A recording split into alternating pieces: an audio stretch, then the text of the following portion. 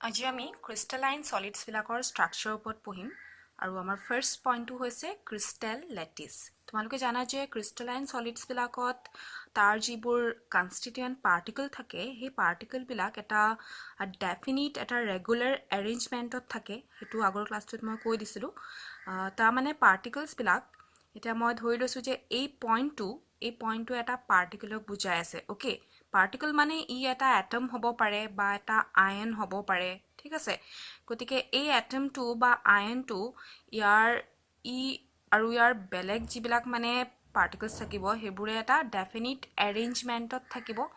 গতিকে ইয়াৰ ওচৰত মই বেলেগ এটা পাৰ্টিকল ড্ৰ কৰিব পাৰো ঠিক তাৰ ওচৰত আৰু এটা পাৰ্টিকল এনেকে পইণ্ট দি মই পাৰ্টিকলছ বিলাকক বুজাব পাৰো এনেকে এটা অৰ্ডাৰত হেতি এৰেঞ্জ হৈ থাকিব ওকে ঠিক তেনেকে ইয়াৰ তলতো আৰু বেলেগ পাৰ্টিকলছ থাকিব আৰু হেবিলাকো এটা ডেফিনিট অৰ্ডাৰতে থাকিব কিয়কি আমি এটো ক্ৰিষ্টেলাইন সলিডৰ কাৰণে পঢ়ি আছো গতিকে আমি এটা ফিক্স এটা অৰ্ডাৰ ফলো ইয়াত কৰিব লাগিব ওকে আৰু তেনেকে আমি আৰু লেয়াৰো ইয়াত পাৰ্টিকুলাৰ ড্ৰ কৰিব পাৰো ইয়াত এটা পইণ্টে এটা কনষ্টিটিউয়েন্ট পাৰ্টিকুলক বুজাইছে গুটে সলিডটোৰ ঠিক আছে এটো মই 2 ডাইমেনশনত গুটে পাৰ্টিকলছ বিলাকৰ এৰেঞ্জমেন্টটো দেখুৱাইছো আৰু ইয়াৰ যদি মই পইণ্ট বিলাকক জয়েন কৰি দিও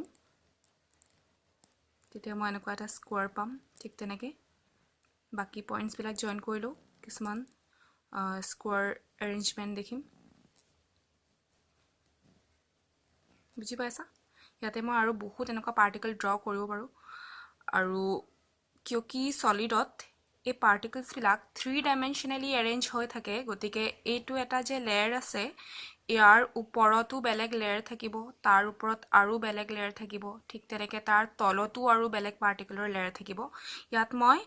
আৰু এটা লেয়াৰ দেখাই দিছো ভালকে চাই লবা এটো মই বেলেগ এটা লেয়াৰত পইণ্টছ দি আছো ওকে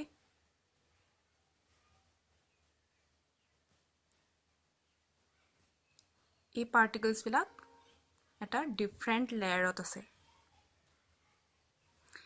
এতিয়া ইহতক জয়েন কৰিলো মই এটা স্কোৱাৰ পাম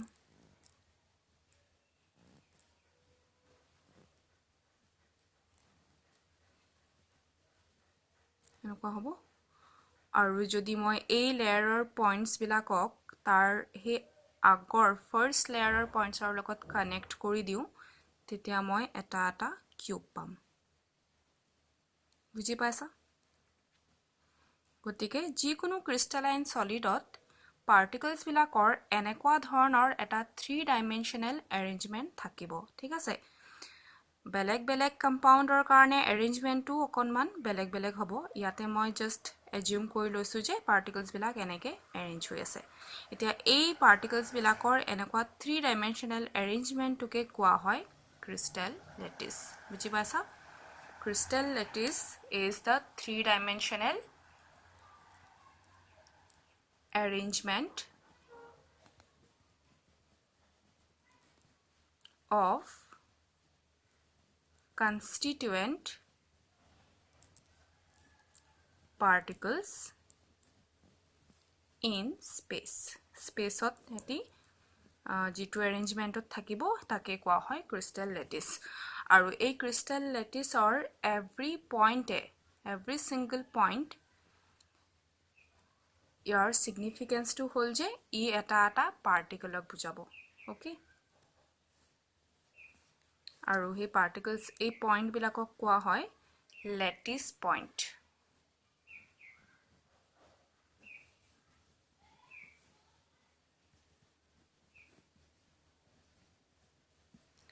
লেটিছ পইণ্ট মানে কি বুজিবা constituent particle মানে atoms বা ions হেবিলাকক এই লেটিছ পইণ্টৰ দ্বাৰা আমি বুজাব পাৰো কিয়কি এটা এটম আমি ড্ৰ কৰিলে এটো বহুত বেছি কমপ্লেক্স হৈ যাব হেহে আমি এটা পইণ্ট লৈ আমি এটা এটম বা আয়নক বুজাই দিব পাৰো ওকে বুজি পালা এতিয়া লেটিছ পইণ্ট কি হয় আৰু ক্ৰিষ্টেল লেটিছ কি হয় আচ্ছা এতিয়া আমি গুটেই ক্ৰিষ্টেল লেটিছটো ড্ৰ কৰিবলৈ হলে আমি এনেকুৱা ढेर পইণ্টছ ড্ৰ কৰিব লাগিব আৰু হেতু বহুত বেছি কমপ্লিকেটেড হৈ যাব কিন্তু ইয়াত সোৱা যে ইয়াত এটা স্মলেষ্ট ইউনিট এটা আছে ইয়াত এটা কিউবক অবজাৰ্ভ কৰা এনেকুৱা লাগিছে যে এনেকুৱা কিউব বিলাকে ৰিপিট হৈ আছে সবফালে এটা কিউবৰ লগত বেলেগ এটা কিউব লগ লাগিছে তাৰ লগত আকৌ সিমিলাৰ এটা কিউব লগ লাগিছে আৰু এনেকুৱা কিউবছ ঠিক ইয়াৰ ওপৰতো থাকিব এটা মই ইয়াত ড্ৰ কৰা নাই কিন্তু আমি ইয়াত আৰু ড্ৰ কৰিব পাৰো ওপৰতো আৰু ঠিক তেনেকৈ মই যদি তলত আৰু পাৰ্টিকলছ ড্ৰ কৰি দিও আৰু লাইনেৰে এনেকৈ জয়েন কৰি দিও তেতিয়া আমি দেখিম যে এই কিউবছ বিলাকৰ তলতো এনেকুৱা কিউব আছে ইয়াৰ এটো সাইডেও আহিব বেক সাইডেও আহিব ওকে তাৰ মানে ইয়াত এটা স্মলেষ্ট এটা ৰিপিটিং ইউনিট আছে ওকে ইয়াত মই ইয়াত শেডেড কৰি দিছো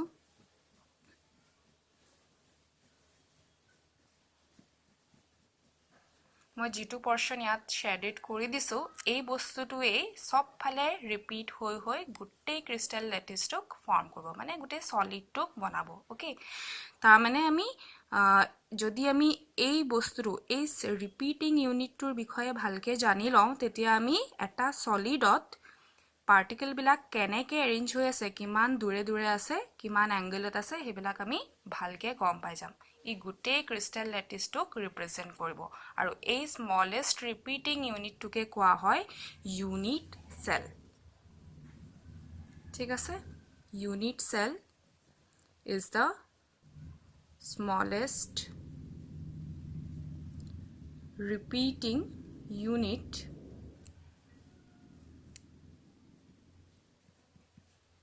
of crystal lattice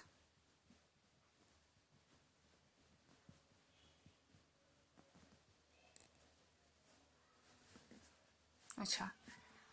মই ইয়াতে আকৌ এটা ড্ৰ কৰি লৈছো ইউনিট সেল এবিলাক হৈছে ল্যাটিস পয়েন্ট এবিলাকে এটা এটা এটম বা আয়নক বুজাব পাৰ্টিকলক বুজাব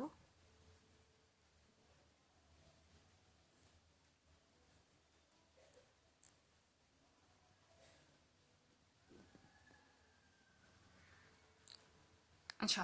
এতিয়া এনেকুৱা এটা ইউনিট সেলক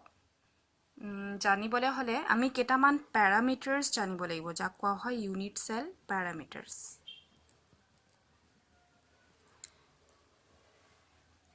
আৰু এই ইউনিট সেল প্যাৰামিটাৰস বিলাক হল এই ইউনিট সেলটোৰ লেংথ যাক আমি a b আৰু c ৰে বুজাম তাৰ মানে ইয়াত x y আৰু z এক্সিছত লেংথ বিলাক কিমান কিমান আছে এই সেলটোৰ এতিয়া মই ধৰি লৈছো যে এই লেংথটো a বুলি ধৰি লৈছো ঠিক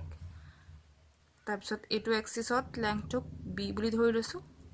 আৰু এটোক c বুলি ধৰি লৈছো এতিয়া এই লেংথটো ইয়াৰ লগত একেই হ'ব তাৰ মানে u b এ হ'ব ঠিক তেনেকে যদি এটো a হয় এটো a হ'ব যদি এটো c হয় এটো c হ'ব একিটাও c হ'ব তাৰ মানে গুটে ইউনিট সেলটোত অকল তিনটা টাইপৰে লেংথ থাকিব ওকে হতক এজ লেংথ বুলিও কোৱা হয় এই লেংথৰ পৰা আমি এই পাৰ্টিকল বিলাক কিমান দূৰে দূৰে আছে তাৰ বিষয়ে আইডিয়া পাই যাম আৰু এটা বস্তু হল ইউনিট সেলৰ হেতু হৈছে ইয়াৰ এংগল আলফা বিটা আৰু গামাৰে বুজোৱা হয় এতিয়া ইয়াৰ এই লেংথ বিলাক এ সাইড বিলাক a আৰু b ৰ মাজৰ যেটো এংগল হ'ব হে এংগলটোক কোৱা হয় গামা ওকে a আৰু c ৰ মাজৰ এংগলটোক বিটা বুলি কোৱা হয় আৰু b আৰু c ৰ মাজৰ এংগলটোক আলফা বুলি কোৱা হয় বুজি পাইছা গতিকে যদি আমি কোনোবা এটা ক্ৰিস্টালৰ কাৰণে এই a b c আৰু আলফা বিটা গামাৰ ভ্যালু বিলাক জানো তেতিয়া আমি পাৰ্টিকলছ বিলাক কেনেকে এৰেঞ্জ হৈ আছে তাৰ বিষয়ে ভালকে আইডিয়া পাই যাম ওকে আৰু বেলেগ বেলেগ কম্পাউণ্ডৰ কাৰণে এই ইউনিট সেল প্যাৰামিটাৰছৰ ভ্যালু ডিফাৰেন্টলি হ'ব ঠিক আছে আচ্ছা এতিয়া এই বিলাকৰ ওপৰত বেস কৰি ইউনিট সেলৰ কিছুমান টাইপ আছে আমি এই টাইপস বিলাক চাম এতিয়া types of unit cell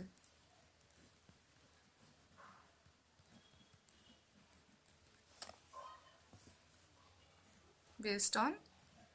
unit cell parameters. The prothom type 2 hoise primitive.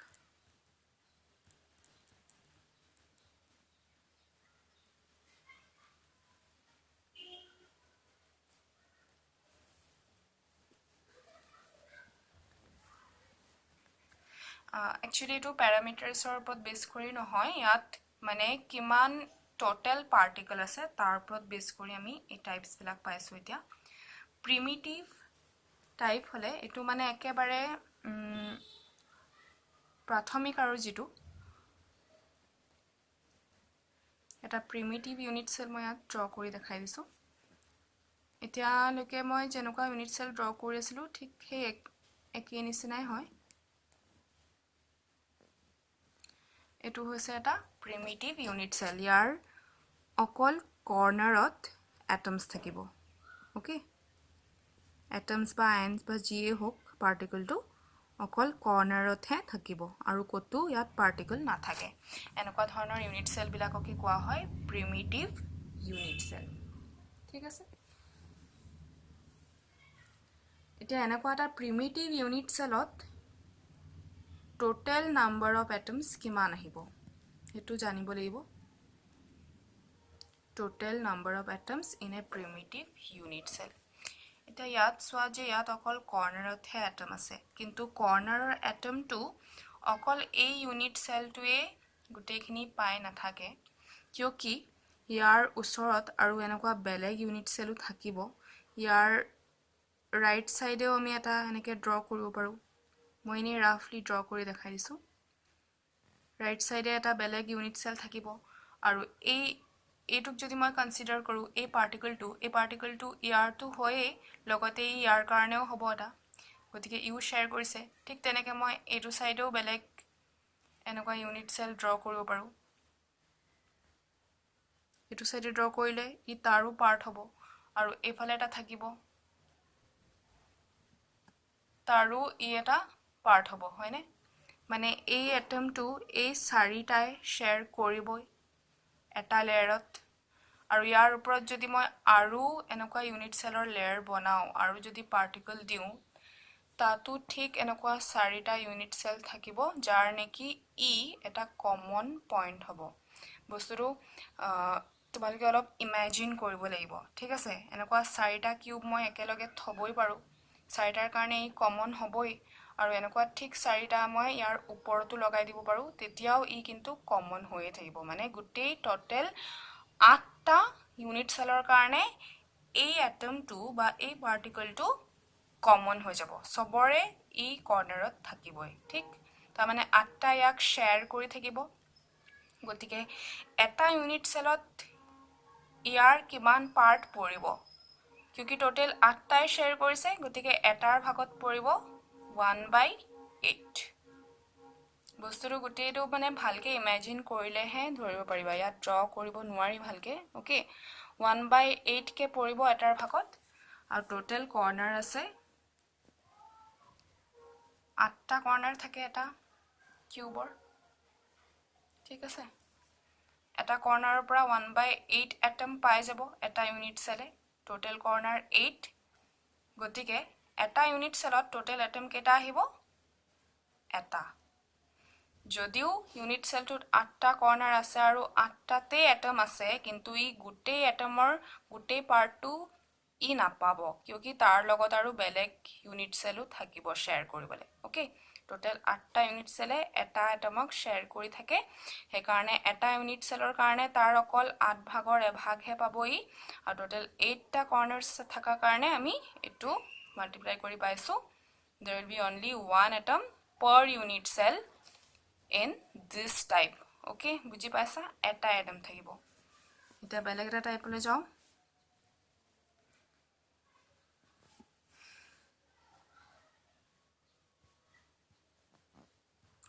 face centered unit cell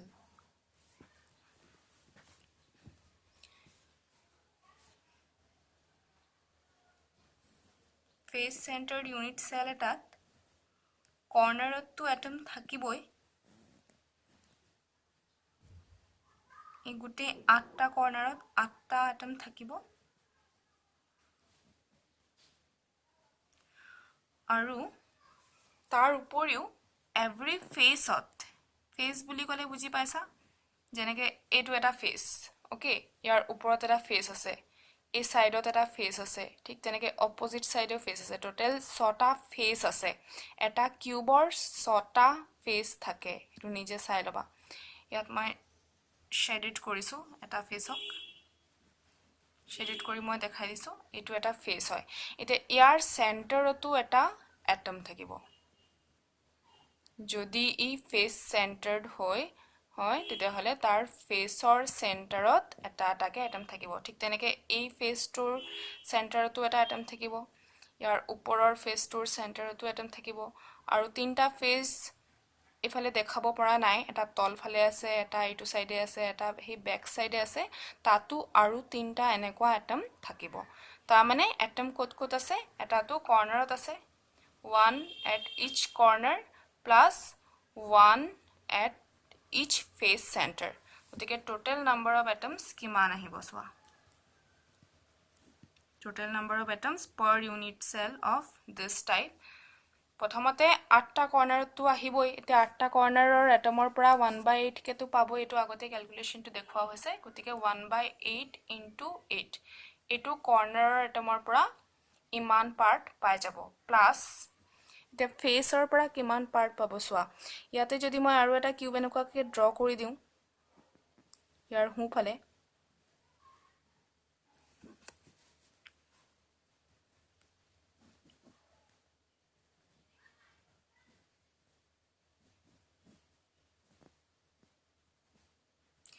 তেতিয়া দেখিছা যে এই ফেসটো এটো এতিয়া মই যেটো শেডড কৰিছো এই ফেসটো এই দুয়োটা ইউনিট সেলৰ কাৰণে কমন হৈ গৈছে তাৰ মানে ইয়াত যেটো এটম আছে তাৰে আধা ই পাব আৰু আধা এই ইউনিট সেলটো পাব গতিকে এটা ইউনিট সেলৰ ভাগত কিমানকে পৰিব 1/2 কে বুজি পালানে ফেসত যিমান এটমস থাকিব তাৰে আধা হে এটা ইউনিট সেলে পাব বাকি আধাটো বেলেগ এটা ইউনিট সেলে পাব ওকে কৰ্নাৰৰ এটমৰ পৰা 1/8 পাৰ্ট পাব আৰু ফেসত থকা এটমৰ পৰা 1/2 হাফ পাৰ্ট পাব ইনটু টোটাল ফেস কেটা আছিল 6টা therefore 1 plus 3 that means there are 4 atoms per unit cell of face center type ঠিক আছে এটা ইউনিট সেলত টোটাল যদি আমি গুটেই পাৰ্ট বিলাকক জয়েন কৰো 4টা এটম পাই যাম 4টা পাৰ্টিকল পাম ঠিক আছে then outer type হৈছে body centered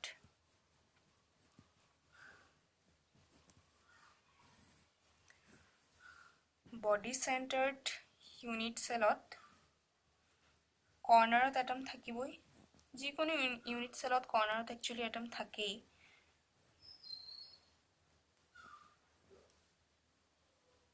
এটো হৈ গল কৰ্নাৰ এটমস বিলাক দেখালো না আৰু গুটে ইউনিট সেলটোৰ একেবাৰে ভিতৰত মাজত এটা থাকিব বডি সেন্টাৰড বুলি যে কৈছে মানে গুটে বডিটোৰ